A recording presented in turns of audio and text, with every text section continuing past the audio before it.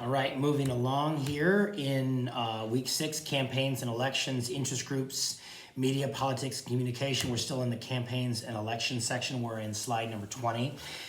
So they talk about seeking the center. Okay, and again, this is what I talked about a little bit earlier, is this idea that where a candidate might be more stronger right-leaning or stronger left-leaning, if they stay that way, or at least communicate that when they run for office, the concern is you're not going to pull enough votes to win.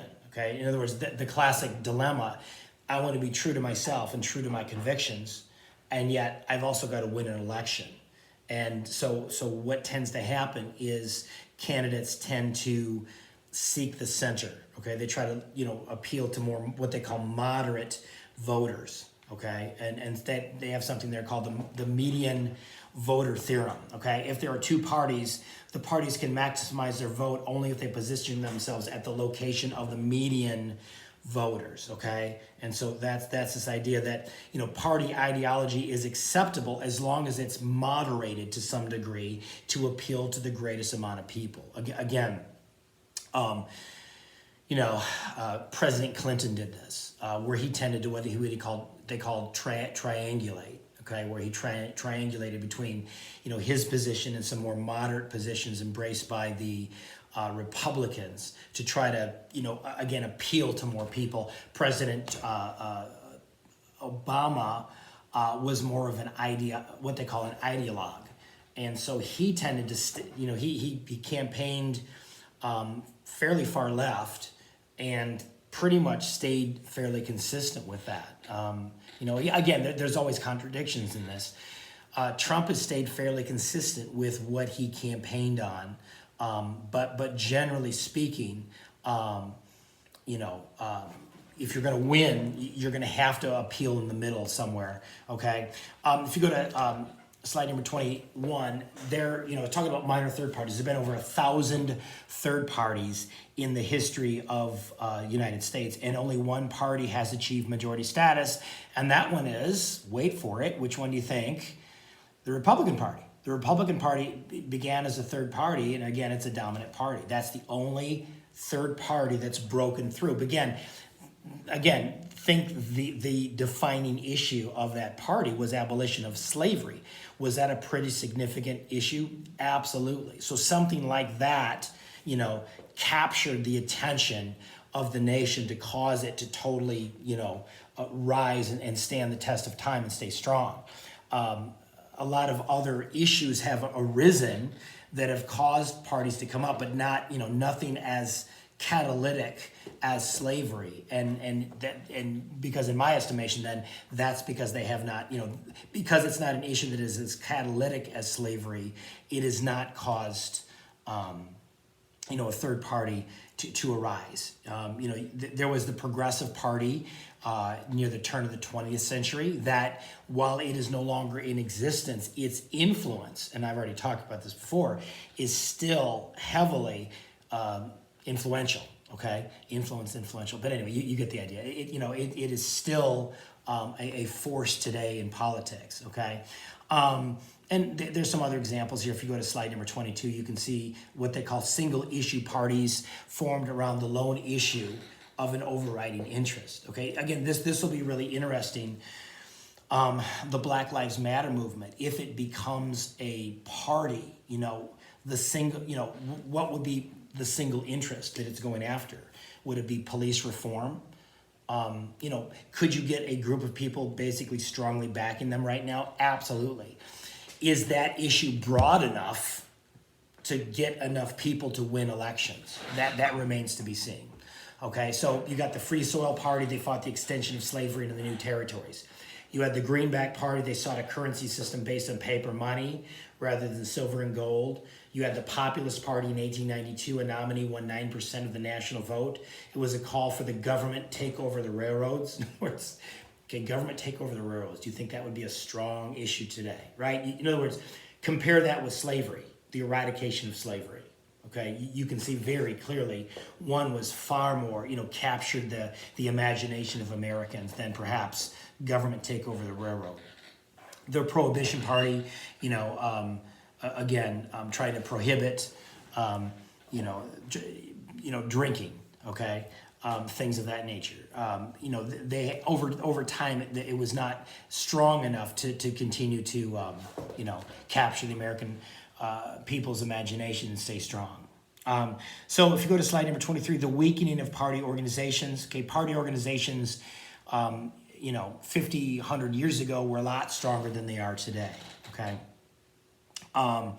So, you know, there's something called, you know, the nomination process. This is a selection of the individual who will run as the party's candidate in the general election.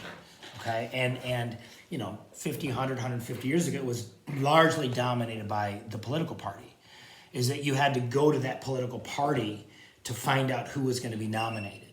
Okay, now there's been a lot of changes where, again, I talked about popular government. There's been movements, and part of the progressive movement was a movement to give power back to the people in choosing candidates through primaries. Okay, in other words, where people get together and vote for a presidential candidate, whether it's Republican or Democrat, in a primary. Okay, so you know, individuals can actually vote, actually go to a voting booth and vote. Okay, that's a very new and recent development. Okay, prior to 1970, it was largely at the pleasure of the party system. Okay, and so because of this move for more popular government, where people have more of a shot at picking candidates, that again, as it would make sense, would weaken the party's power. Okay, so here's some examples here, going to slide number 24.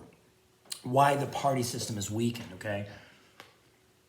So reform-minded progressives invented the primary elections as a way to deprive party bosses of their power over nominees. Okay, so you've got, again, I already talked about this, primary elections, okay?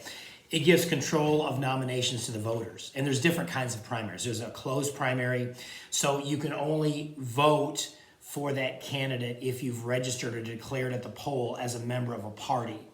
Or there's an open primary where independents and voters of either party can choose the primary they vote in, though they can only vote in one of them. And then there's something called a blanket primary, where voters get a single ballot and they list both the Republican and the Democrat by office. The top finisher in each party becomes the nominee. Okay, you don't have to remember all of those different ones, but just the important thing you remember is this progressive move toward popular government, putting the again, the ability of individual citizens like you or I to vote for a nominee, that weakens the party. Okay. If you go to slide number 25, another phenomenon, if you will, that weakened the party system is that most money goes to the candidate directly as opposed to the party.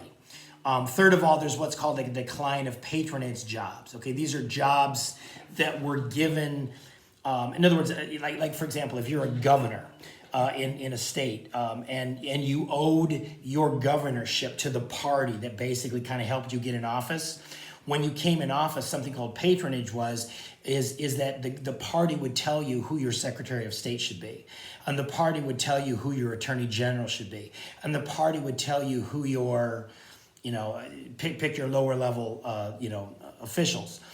You know, there was a lot of what was called patronage. Okay, that has been changed now. And so, again, it's more at the discretion of governors or mayors to choose who they want to. And so because of that, that has weakened the party system, okay? Something else that we need to be aware of here as I close is something that affects elections, and that's called hard money and soft money.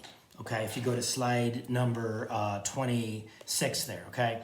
So what hard money is the funding from national party organizations, along with money a candidate directly receives from individual contributions and interest groups subject to strict limits, okay? So, but when you get hard money from a national party, you can spend it however you want.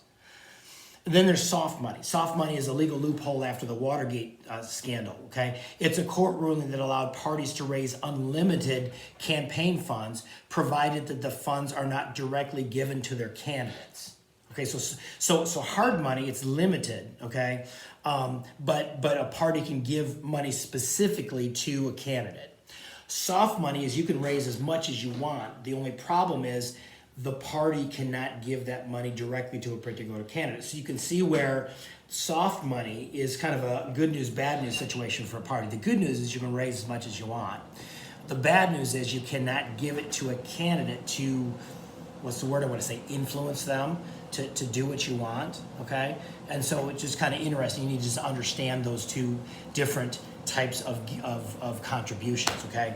And then finally, a Supreme Court case you need to be aware of, probably the most important dealing with elections, is a case called Citizens United versus Federal Election Commission, okay?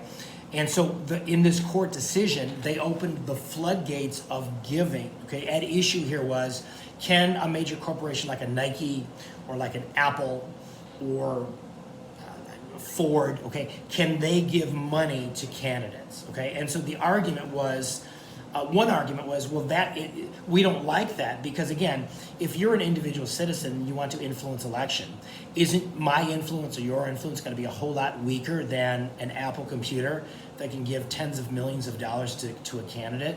Yeah, okay, so the argument at issue with this case was that's not fair that a company can, just influence elections left and right with money that the average citizen can't. In other words, isn't our democracy kind of drifting away from us because of this? Well, the Supreme Court disagreed with that logic and said, again, remember the 14th Amendment and what it opened up back in 1868 is, remember the logic in the 1860s and 70s that the court said that corporations are people too? So with that same logic in Citizens United, the court said corporations are people too, and just as people have speaking rights and rights to give money individually, so do corporations, okay? So they ruled that corporations and unions could not be banned from spending money on campaigns. The court agreed that corporations and unions have the same First Amendment free speech rights as individuals when it comes to campaign spending. So limits on direct contributions, there's limits on direct contributions, but there's unlimited on independent efforts that might benefit a candidate or a party, okay? So was Citizens United very controversial? Yes, but you need to understand the ruling in that particular case. Okay, I'm going to stop there and we'll begin with talking about interest groups next.